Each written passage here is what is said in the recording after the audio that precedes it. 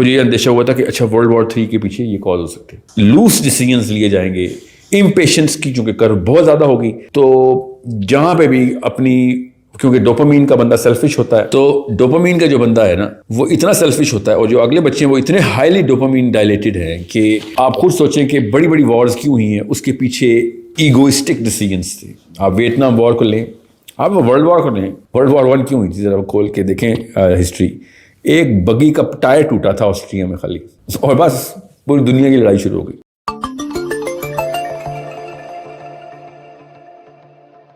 تو ایک بچے کو اگر ڈوپامین میں ہی پالا ہوا ہے، اس کو مشینوں میں ہی رکھا ہوا ہے، اس کو مائکرو ویو پہ کھانے پکتے ہیں، اس کی cell phone smart screen 4G 5G LTE پہ چل رہا ہے، اور پھر فاسٹ کارز 3 سڑکوں گلیوں دور اسکول ہوتا ہے، پھر بھی 2 ڈرائیورز کو چھوڑنے اور لینے آتے ہیں۔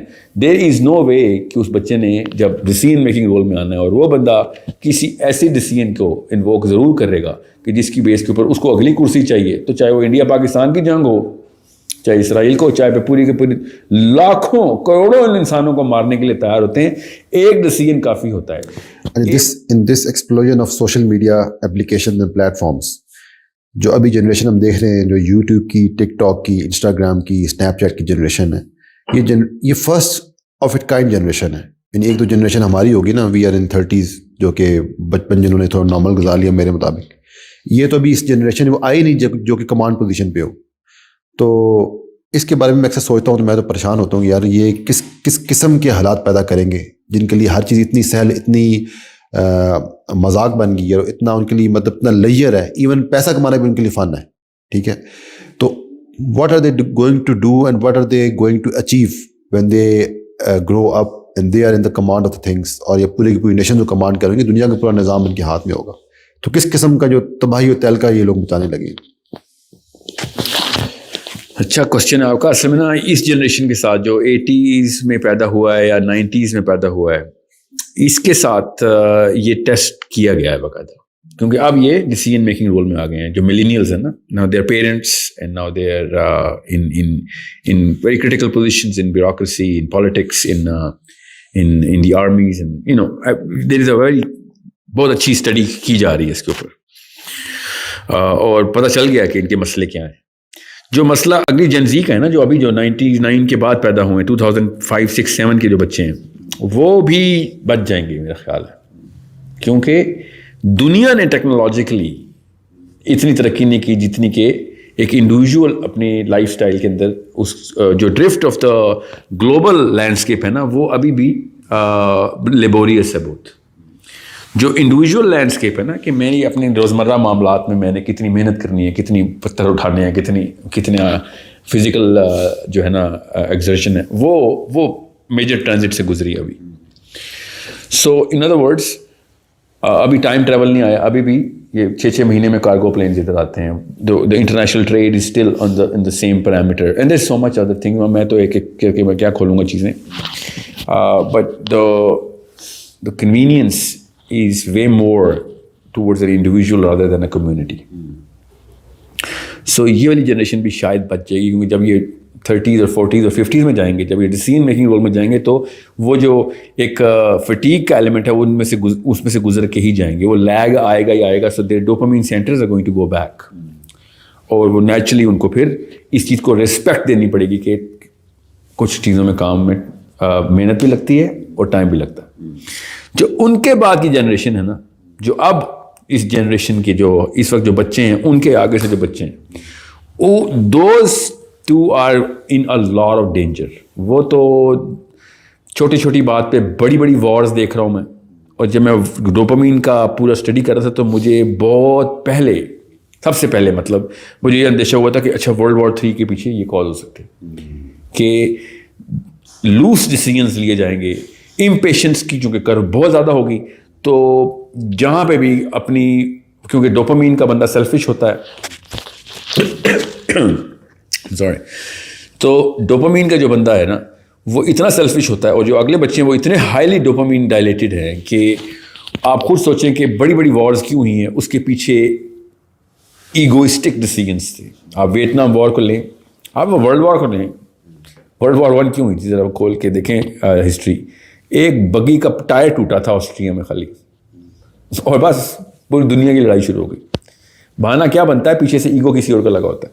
फिर नाज़ी जर्मनी किस बेस के ऊपर यहूदी मार रहा था? We all know it's a very very personal decision they took, because that man's ego could not be satisfied over the kind of dopamine that is required by a normal man. बिल्कुल इसी तरीके से अब उस Hitler की क्या dopamine dilation होनी थी जो आजकल हमारे घर के हमारे बच्चों की डायलेशन हुई भी है. सो इनकी सेल्फिशनेस के ऊपर सबसे बड़ी अर्जेंसी क्या होगी कि मुझे अगले इलेक्शन में वोट मिलेगी कि नहीं, और उसकी बेस के ऊपर इन्होंने वो डिसीजन ले लेने हैं कि जो दुनिया के फैब्रिक के अंदर आग लगा देंगे.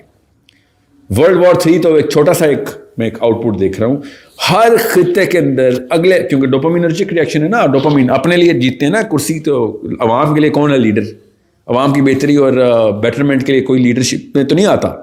ये तो अपनी फेम एंड फॉर्चून के लिए लीडरशिप में आते हैं ना दुनिया. अगर फॉर्चून के लिए नहीं भी आते, करप्ट नहीं है, तो फेम के लिए तो आते ही आते हैं. तो मैं हो ही नहीं सकता ना, क्योंकि डोपामिन का काम ही, dopamine is a selfish chemical, वो किसी को देने से नहीं मिलती. तो जिस बच्चे की परवरिश ही डोपामिन पे हुई भी हो, अगर वो major decisions of the world ले रहा है तो वो पर्सनल गेन देख रहा होगा उसके अंदर. उसकी केमिस्ट्री बेचारे की पर्सनल सेल्फिशनेस के ऊपर ट्यूनिंग हुई भी है. सो आप खुद सोचें, एक टायरेंट लीडर दुनिया में कैसे पहचाना जाता है? 8-10 तो अभी हमें इस वक्त नजर आ रहे हैं, 2020 में लेक्चर रिकॉर्ड हो रहा है. तो खुद सोचें कि हर लेवल के ऊपर टिरनी आनी है, because tyranny is based on the psychology of selfishness and narcissism, and that narcissism is just dopamine. Narcissism कहता ही डोपामिन के सेंटर्स की डायलेशन को है, दैट्स इट. वो दूसरे सेंटर्स होते हैं, 5 तो सेंटर हैं डोपामिन के, कहीं से बच के भी नहीं जा सकते ना आप.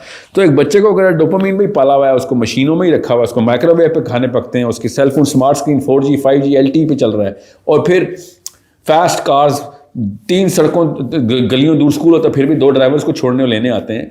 देयर इज़ नो वे कि उस बच्चे ने जब डिसीजन मेकिंग रोल में आना है, और वो बंदा किसी ऐसी डिसीजन को इन्वोक ज़रूर करेगा कि जिसकी बेस के ऊपर उसको अगली कुर्सी चाहिए, तो चाहे वो इंडिया पाकिस्तान की जंग हो, चाहे इसराइल को, चाहे पूरी के पूरी लाखों करोड़ों इंसानों को मारने के लिए तैयार होते हैं. एक डिसीजन काफ़ी होता है. एक अमेरिकन प्रेसिडेंट का डिसीजन था और 60 लाख बंदा ज़बा हुआ था. ये मैं वियतनाम वॉर की बात कर रहा हूँ.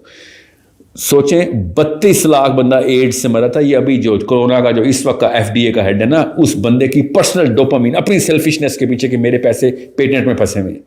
32 लाख बंदा एड्स से मर गया अफ्रीका में. क्यों? क्योंकि इस बंदे को अपना पैसों का गेन चाहिए था. तो आप पुराने वक्तों के कानून की बात करें, हमारे जो पोते निकलने, और पोते छोड़ें, हमारे अपने बच्चे भी, वो कानून से कई ज़्यादा लेवल के ऊपर मनी हंगरी हो जाने. And this is the bigger problem. आप अपने अपने घरों को छोड़ें, ज़रा देखें parliament houses of the world में, ज़रा इस तरह के डोप एडिक्ट्स को भरें आप, तो हम पाकिस्तानी, हमसे बेहतर कौन जानता है कि मुल्क का क्या हाल कर सकता है इंसान अगर सिर्फ अपने लिए सोच रहा हो तो. So this is the biggest problem. जब आर्मी के चीफ्स अमेरिका में, इसराइल में, पाकिस्तान, इंडिया में, बर्मा में, या टर्की में, और सेंसिटिव जोन, रेड जोन के अंदर इस तरह के बच्चों ने जब इन रोल्स के ऊपर आना है, तो उन्होंने अपने एक छोटे से गेन के लिए अरबों रुपए या लाखों इंसानों को चुटकी में ऐसे करना है, ऐसे मार दो, because they just want their own gain. And that's the biggest problem that the world is going to go.